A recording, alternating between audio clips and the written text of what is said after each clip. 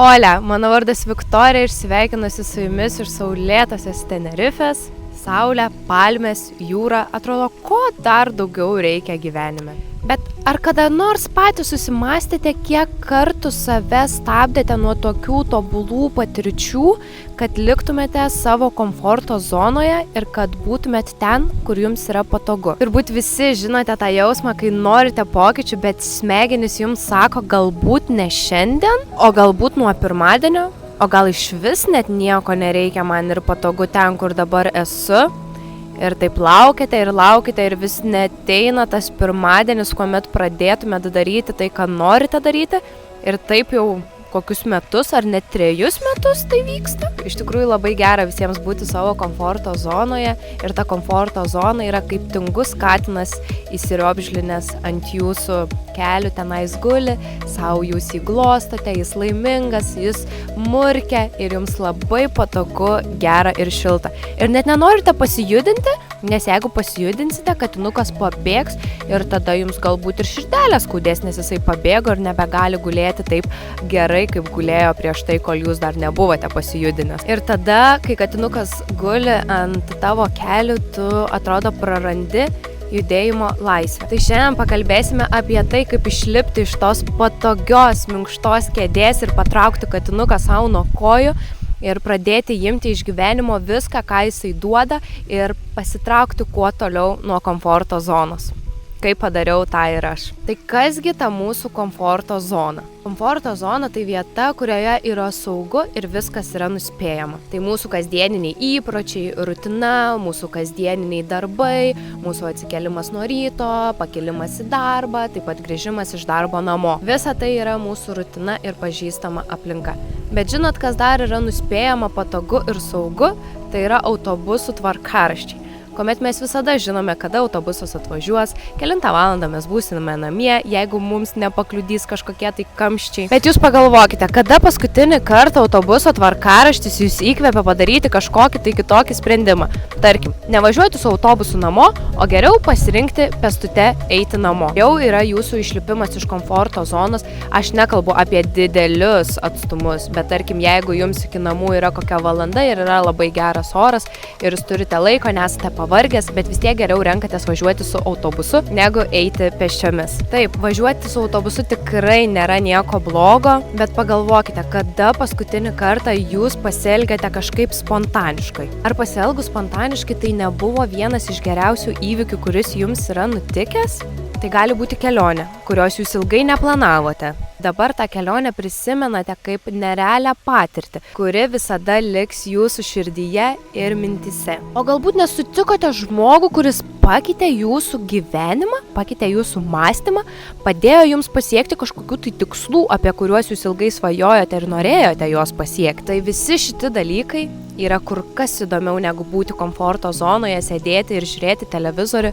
O tai yra išlipimas iš komforto zonos, kuomet mes patiriame naujų įspūdžių, kuomet mūsų smegenys negali patikėti, kad taip iš tikrųjų vyksta ir mes pradedame lipti iš jos ir nuo to mums tikrai pasidaro kur kas geriau ir viduje atrodo, kad geras, aš tikrai tai padariau. Tai kodėlgi verta išlipti iš tos komforto zonos ir kodėl aš apie tai kalbu? Suprantu, tikrai. Dabar tu sėdi prie kompiuterio ar prie telefono ekrano, žiūri mano video ir galvoji, Viktorija, ką tu čia kalbi? Man ir taip gerai, kur dabar aš esu. Bet tai yra visiškai normalu, kad tu apie tai galvoji, kad tokia mintis atsirado tavo galvoje. Nes mes kiekvienas mėgstame stabilumą. Mums patinka jausti saugiai, mums patinka jausti stabiliai. Bet tada prisimink, kada mokinaisi važiuoti dviračiu. Kiek daug nukritimų, kiek daug nepatogių situacijų, galbūt net avarijų. Ir aš turiu vieną situaciją iš vaikystės. Kuomet aš buvau dar maža, mes gyvenome kaime ir aš turėjau tokį dviratį su 3 ratukais, 2 pagrindiniai ratai ir 1 pagalbinis. Ir tie 2 pagrindiniai ratai, jie buvo spalvoti. Ir aš tą dviratį labai mylėjau. Bet vieną kartą atvažiavo mano dėdė ir tiesiog jo nepamatė, nes jisai buvo vidury kiemo numestas, nes ten mano kiemas, aš mėtau savo daiktus kur noriu. Ir jisai jo nepamatė ir jisai jį pervažiavo. Ir nuo to laiko man buvo kažkokia tai vaikystės trauma, kuomet aš ilgą laiką nevažinėjau dviračiu ir aš bijojau su juo važiuoti, nes bijojau, kad jeigu netyčia atsitiks mano naujam dviračiui tas pats. Ir aš tik po kokių 5-6 metų, man atrodo, jeigu neklystu, aš tik 12 ar 11 metų išmokau važinėti dviračiu, bet Tai buvo taip pat labai nesaugu, nejauku, aš nesijaučiau stabiliai, bet mano sesuo jau 6 metų jau mokėjo važiuoti dviračiu, o aš dar tokia, o aš tai nemoku, neprisimenu, kaip reikia su juo važiuoti. Ir tada išmokau, taip pat buvo ir kada ir padariau negerų dalykų, buvo ir apsivertus su dviračiu.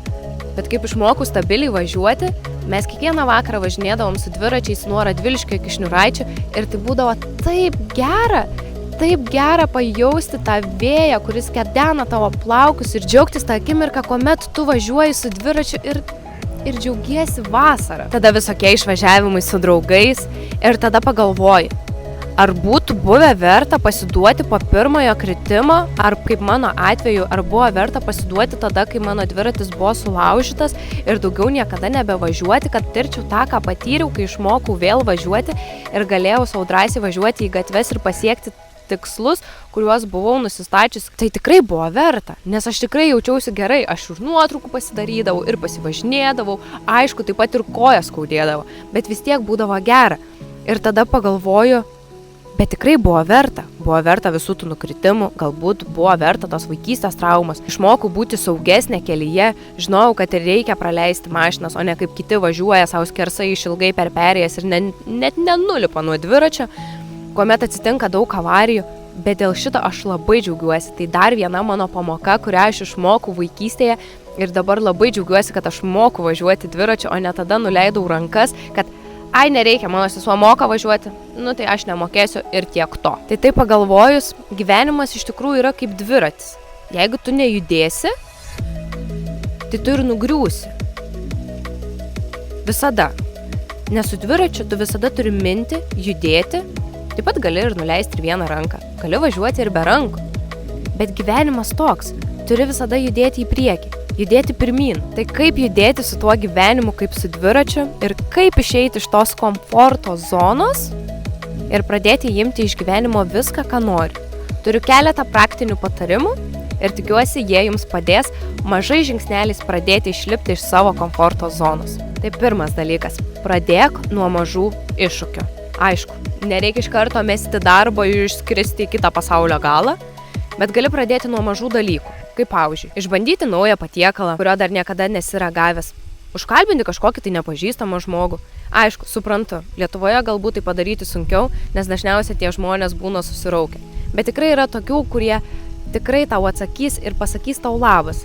Nes ne vieną kartą aš taip pat Lietuvoje yra mane užkalbinę ir aš tikrai atsakydavau ir pakalbėdavau. Taip pat gali pakeisti savo kasdieninį maršrutą, nes negali žinoti. Galbūt už kažkokio tai kampo atsiras kažkokia tai nauja galimybė, kurią tu pasinaudosi ir kuri padės pakeisti tavo gyvenimą. Tai antras dalykas. Baimė kartais būna kaip augimo ženklas. Jei kažkas kartais atrodo labai nejauku ar nepatogu, galbūt verta paimti tai ir padaryti. Kai patį pirmąjį kartą filmavau savo pirmąjį video vlogą prieš kažkiek tai metų, tai tikrai jaučiausi kaip kosmonautė ir kažkokia tai galbūt neprotinga, nes kaip aš čia galiu sėdėti ir kalbėti, net nežinau apie ką kalbėti ir kaip galų gale montuoti, bet po šitiek laiko supratau, kad vėl man reikia pabandyti, pasižiūrėjau, kaip reikia montuoti, ką reikia spausti, ką reikia daryti ir aš po truputį einu į visą šitą reikalą ir aš labai džiaugiuosi, kad aš išlipau iš savo komforto zonos, sugebėjau kelti savo pirmąjį video vlogą, jo neužprivatinti už porą savaičių ar tiesiog dingti iš socialinių tinklų, nes buvo gėda, kad aš įkėliau tą vlogą, ką padariau prieš 3, man atrodo, prieš 4, man atrodo, metus.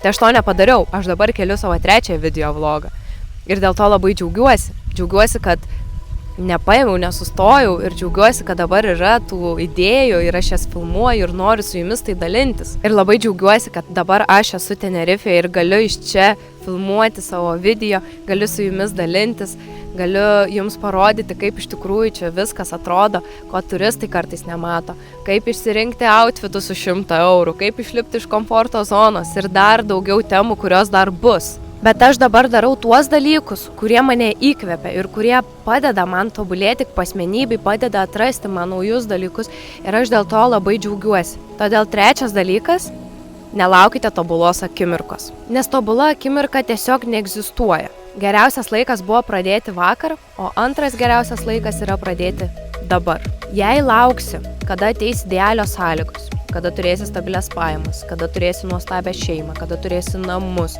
kada būsi ten turtingas milijonierius ar dar nežinau kokių tikslų mes kiekvienas turime, mes galime to ir nesulaukti. Ir tada senatvėje galvosime, blemba, o aš tiek laiko pralaukiu ir niekada nesulaukiu, kada galėčiau iškeliauti, kada galėčiau išbandyti naują sportą, kada galėčiau susipažinti su naujais žmonėmis, kada galėčiau padaryti tą, kada galėčiau padaryti tą, kada galėčiau padaryti tą, aną.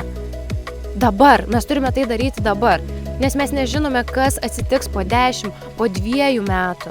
Mes nežinome, kas galų gale atsitiks po savaitės. Dabar šiuo metu Teidė bunda. Tai galbūt po savaitės ir Teidė atsibus ir bus amen. Negali žinoti. Lygiai tas pats ir Lietuvoje. Labai jautri tema. Bet nežinia, kada gali ateiti karas. Galbūt jis ir neateis. Lygiai taip pat, kad galbūt ir Teidė neatsibus. Ir neišsiverš lava ir neužtvindys visos salos. Tai todėl turi pradėti tai daryti dabar, kad tu nesigailėtum ir nesakytum. Aš taip ir nesulaukiu savo tobulos akimirkos, kada galėčiau kažką pakeisti savo gyvenime. Tai kaip pasiimti iš gyvenimo viską, ką jisai jums duoda, visas dovanas ir visus vaisius, kurie auga. Tai įsivaizduokite, užsimerkite ir įsivaizduokite, kad gyvenimas yra didžiulis švediškas stalas.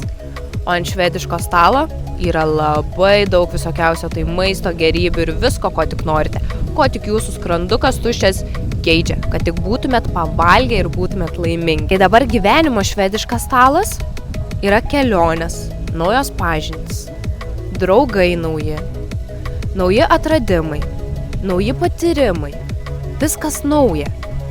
Ir turite patys nuspręsti, ką norite pasimti iš gyvenimo ir iš gyvenimiškojo švediško stalo. Ar jūs norite pasimti kepsnį, kuris yra kelionės? Jūs norite kelionių? Jūs stengiatės vis kažkaip išlaviruoti, kad tai jums pavyktų padaryti. Ir taip, jūs galite sakyti, taip, Viktorija, neturiu pinigų, ar ten dar kažkas ir panašiai. Visada tų pinigų yra ir atsiras, jeigu jūs tik norėsite. Jeigu jūs save nuteiksite, kad neturiu pinigų ir čia man labai blogai, ir jūs tą ir pritrauksite. Aš taip suprantu, kuomet žaidžia baimės, kad neturite pinigų ir galvojate, blemba, neturiu pinigų, negaliu čia niekur iškeliauti, negaliu čia nieko padaryti. Jūs galite nebūtinai keliauti į kitą šalį ir pamatyti gražius vaizdus. Galų gale mūsų Lietuva taip pat yra graži. Ir užtenka 10 eurų nuvažiuoti, tarkim, iš Kauno į Kėdainius. Ir pasižiūrėti, kokie Kėdainiai yra gražus. Taip pat iš Radviliškio į Šiaulius nuvažiuoti. Iš Vilniaus iki Elektrėnų nuvažiuoti. Bent jau aš tai manau, kad jie kainuoja traukinio ar autobuso bilietas. Bet jūs tada taip išeisite iš komforto zonos. Galų gale, jeigu perkate kiekvieną dieną tą patį kavos puodelį, galite nepirkti to kavos puodelio, galite susitaupyti ant savo autobuso bilieto ir tada nuvažiuoti į kitą miestą. Visokių yra alternatyvų, ką galime pakeisti. Nepirkti kavos puodelio, geriau nuvažiuoti į kitą miestą. Bet jeigu mes to ambėsime prie gyvenimiškojo švediško stalo ir mes nieko neimsime, mes liksime alkani. O kai mes liekame alkani, mes dažniausiai esame pikti ir nepatenkinti. Tada ir nesijaučiame saugus. O visi tikrai mes žinome, kad kai žmogus yra alkanas, jis taip pat yra ir labai piktas ir nepatenkintas gyvenimu. Ir gyvenimas tikrai yra blogas. Lygiai tas pats iš savo patirties galiu sakyti, kuomet aš esu alkana, geriau jau su manim nejokauti, nes aš visiškai nesuprantu juokų ir viską priemu labai rimtai. Tai jeigu tau gyvenimas kažką siūlo, tiesiog paimk tai. Paimk į savo rankas ir nebijok atrodyti juokingai, nebijok suklysti, tiesiog paimk ir daryk. Aš irgi paėmiau ir padariau ir aš labai džiaugiuosi. Tiesiog paimkite tai ir džiaukitės tuo, ką turite. Ir aš paėmiau ir aš dabar labai džiaugiuosi, kad aš dabar esu Tenerifėje, ten, kur aš noriu būti ir ten, kur aš dabar džiaugiuosi, kad esu. Ir kai atsirado pasiūlymas man vykti į Tenerifę, aš labai galvojau, ar tikrai man reikia tą daryti. Aš pakalbėjau su tėvais ir tėvai man pasakė, Viktorija, galbūt toks pasiūlymas atsiranda tik vieną kartą gyvenime. Ir aš dabar labai džiaugiuosi, kad aš čia esu.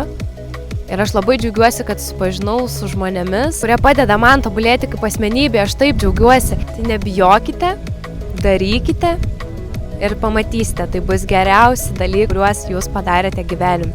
Svarbiausia, pradėkite nuo mažų dalykų. Na gerai. O dabar metas veikti. Parašyk komentaruose, kokį mažą vieną dalyką norėtum padaryti, kad išeitum iš savo komforto zonos. Gal nueiti į kokią naują kavinę nusipirkti kavos. O gal parašyti kažkokiam nepažįstamam žmogui, su kuriuo norėtum pabendrauti labas. Tačiau nešokime per aukštai bambos. Gal norėtumėte išbandyti kažkokį tai naują hobį. O galbūt galų gale pasinaudoti tą narystę, kurią nusipirkote prieš naujus metus ir nueiti galų gale į tą sporto salę. Tai tą ir padarykite, nes pamatysite, tikrai pasijausite kur kas geriau. Ir išlipsite iš savo to mažo ratelio. Įeisite į didesnį ratelį. Labai linkiu kiekvienam tą padaryti. Tai ačiū visiems, kad žiūrėjote. Jau truputį atšalo, vėjas padidėjo. Labai džiaugiuosi, kad įjungėte šį video ir pažiūrėjote iki galo. Tai tobulėkime kartu ir nuverskime kalnus. Ačiū, kad žiūrėjote. Nepamirškite paspausti subscribe mygtuko. Ir ačiū visiems. Mua!